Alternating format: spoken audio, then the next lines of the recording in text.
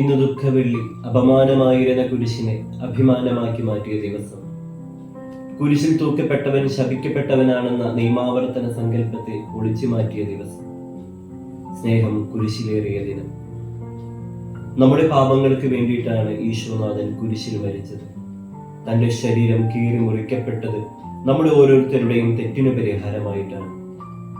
യേശയ്യാ ദീർഘദർശി 53-ാം അധ്യായത്തിൽ പറയുന്നുണ്ട്, 5-ാം തിരുവചനത്തിൽ, നമ്മുടെ അതിക്രമങ്ങൾക്ക് വേണ്ടി അവിടുന്ന് മുറിവേൽപ്പിക്കപ്പെട്ടു, നമ്മുടെ അകൃത്യങ്ങൾക്ക് വേണ്ടി ക്ഷതമേൽപ്പിക്കപ്പെട്ടു, അവന്റെ മേലുള്ള ശിക്ഷ നമുക്ക് രക്ഷ നൽകി, അവന്റെ ക്ഷതങ്ങളാൽ നാം സൗഖ്യം പ്രാപിച്ചു.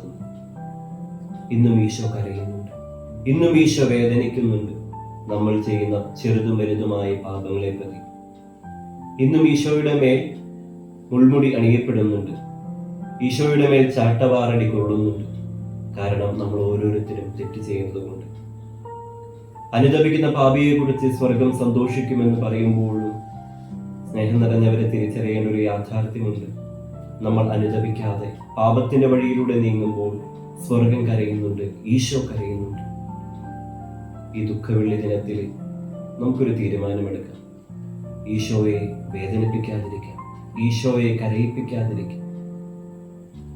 മാനസാന്തരത്തിന്റെ വഴിയിലൂടെ നീങ്ങി പാപങ്ങൾക്ക് പരിഹാരം ചെയ്ത് സഹോദരനോട് ക്ഷമിച്ച് കർത്താവിന്റെ കുരിശിൽ അഭിമാനം കൊണ്ട് ജീവിതത്തിൽ കടന്നു വരുന്ന സഹനങ്ങളെ ഇരുകൈ നീട്ടി സ്വീകരിക്കാൻ നമുക്ക് ആത്മാർത്ഥമായിട്ട് പരിശ്രമിക്കാം.